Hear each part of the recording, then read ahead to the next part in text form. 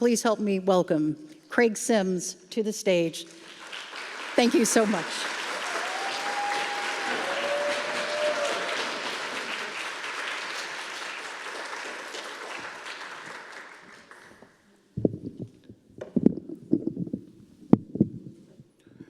Good evening, neighbors. Okay, I'm gonna start again. I need you to understand and appreciate, I grew up in Chicago, Illinois, and I'm the son of a Baptist minister. And there is this thing called call and response. And so when I say good evening, neighbors, what I'm expecting to hear is what? Good evening. Now that's what I'm talking about.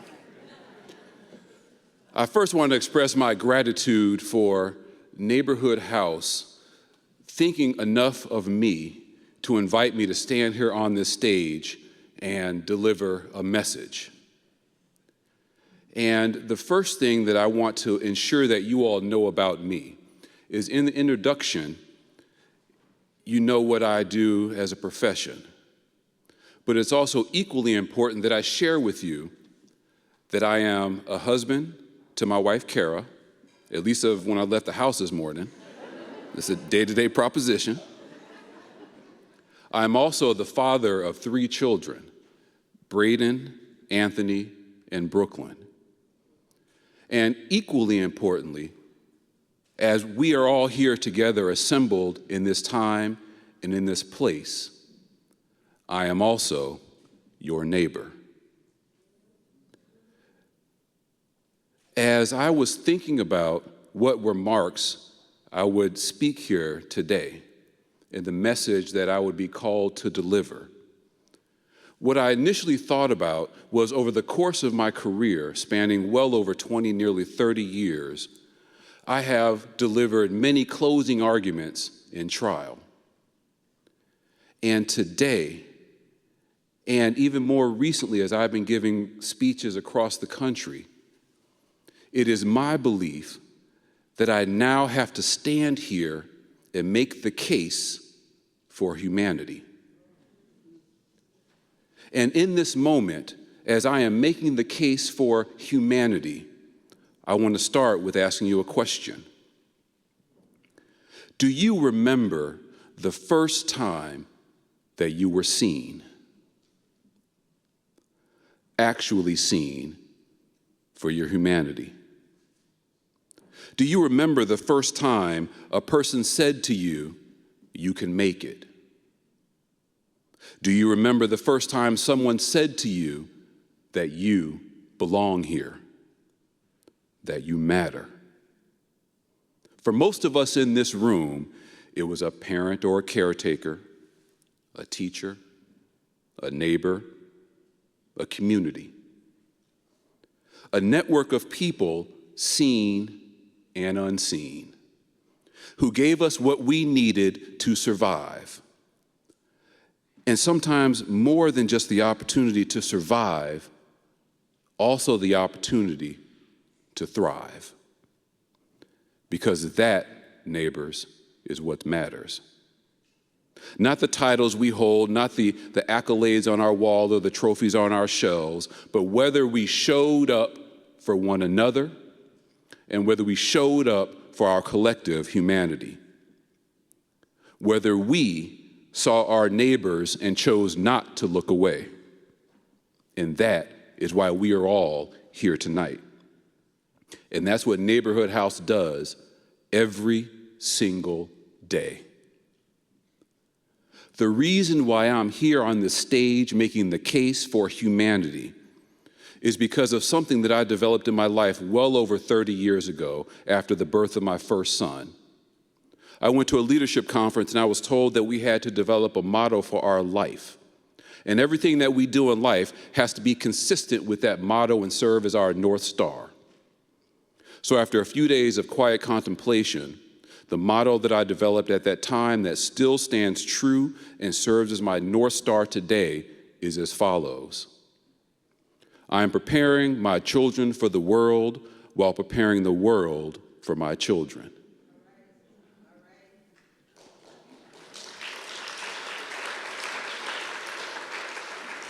And what that means to me is that inside the four corners of my home, I have to do everything that I can to ensure that Braden, Anthony, and Brooklyn, when they leave my home, they will be good community members.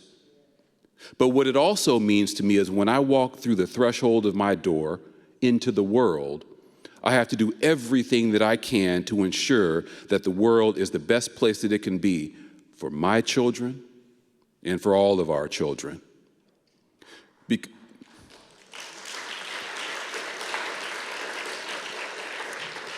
Because when I became a parent, I understood with absolute clarity that those two things must happen at the same time. I'm reminded that it's not enough to simply raise strong and resilient children and then send them out there into a broken world. You have to actively be working every day to make sure that the world is more just, more welcoming, more humane for every single child and every single person in it. Because here's the truth. Here's the truth. You cannot prepare the world for your children without also preparing it for your neighbor's children. The child down the street whose family just arrived in this country who may not speak English. Their future is connected with my child's future. The family that lives in an unstable housing condition, the mother working 2 jobs and still can't make ends meet. The teenager who never has an adult tell them that they have real potential. What happens to them matters to each and every one of us.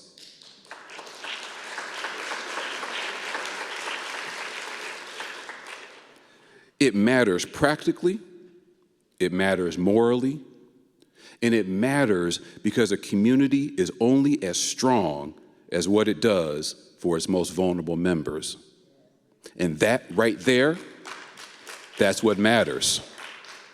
Not what we intended to do, not what we meant to give, what we actually did, what we actually gave, how we actually showed up. Just like Neighborhood House showing up each and every single day. Now, what I've learned about Neighborhood House is that they're an amazing, extraordinary group of individuals looking to change the world. Neighborhood House has served our community for well over 100 years, and I want you to think about that for a moment. For over 1 century, through wars, through depressions, through upheavals, through transformations, Neighborhood House has recognized the humanity in families who are here with nothing but hope and determination. And they have consistently said, you are our neighbor, and you matter here. The scope of what they do is remarkable. Educational programs that help children build the foundation that they need to succeed in school and in life. Services that support families in securing stable and safe housing. Food programs, because hunger is not a personal failure, it's a community problem, and communities can solve it. There are services for case management, job training, language support, and early childhood development. And please understand that the programs are many, but the mission is singular. Give every person, every neighbor, the opportunity to thrive. Not just to survive, to thrive. And there is a difference.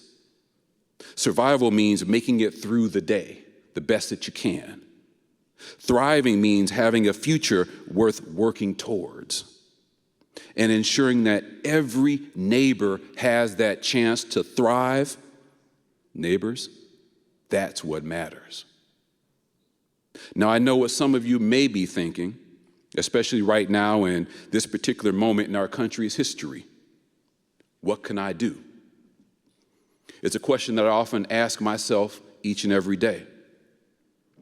We look at what's happening in our country, the attacks on immigrant communities, the gutting of safety nets, the rollback of protections for the most vulnerable amongst us, and we feel the weight of it. We feel the sense of urgency. And sometimes that urgency turns into paralysis because the problems feel so large and we often feel so small. And I want to speak directly to that feeling tonight. There are many things you can do to fight back and to push forward, to insist on the kind of world that we know is possible. And in this very moment, tonight, one of the most powerful things you can do right now in this room is to continue to support Neighborhood House. Because when the federal government turns its backs on immigrant communities, Neighborhood House turns towards them. When systems fail, Neighborhood House fills the gap. When a family is on the edge, Neighborhood House is there with a helping hand. And let me be very clear, this is not charity in the passive sense. This is, in fact, active resistance to the idea that some people matter less. It's a declaration that in our community, on our watch, we will not let our neighbors fall without doing everything in our power to catch them. Because that's what matters. Not the noise coming out of Washington, D.C., not the headlines that make us despair, but what we do right here and right now for the people in our midst who need us. That's how we fight back. That's how we build a world we believe in for our neighbors. And let me be very clear how I define the word neighbor. It does not mean the person who looks like you. It does not mean the person who votes like you, who worships like you, or who was raised in the same neighborhood where you grew up. To me, the concept of neighbor in every great moral and spiritual tradition that I know of extends beyond comfort and familiarity. It asks something harder of us. It asks us to see the humanity in the person whose story you don't know. The family who just arrived from a country we might struggle to find on a map, fleeing things we cannot even dare to imagine. The woman who came to this country, built a life, raised children, and now lives each and every day in fear. The child sitting in a classroom who doesn't have enough to eat, but still shows up anyway, hoping that someone will notice. These are our neighbors.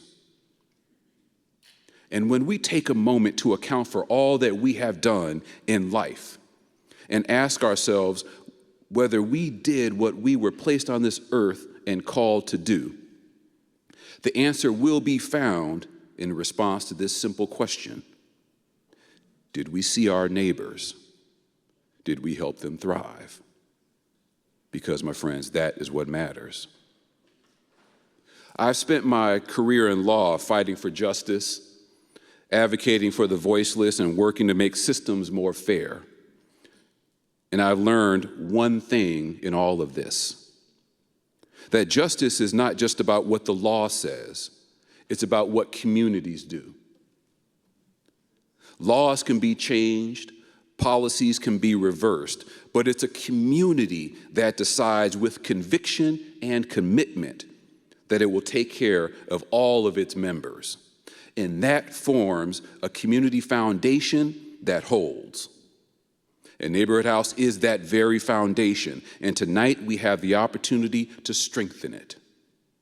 So I'm asking you, plainly and very directly, as one neighbor to another, to continue to stand with Neighborhood House. Stand with them because the work is urgent and the need is very real. Stand with them because you know what it meant when someone showed up for you.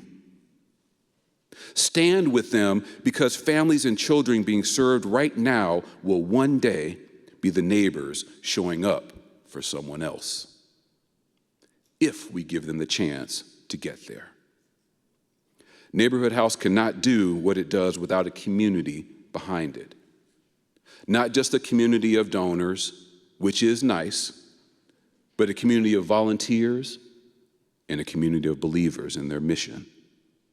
People who have decided that the dignity of every neighbor is worth protecting, is worth fighting for, and worth showing up for in whatever way they can. And in a time when so much feels out of our hands, standing with Neighborhood House is in fact something that we can do together. It's a declaration that we have not given up on each other and that we refuse to do so. Because at the end of the day, when we strip away everything else, how we stood with our neighbor, that is the truest measure of who we are and how we will be remembered. And that, neighbors, is truly what matters most.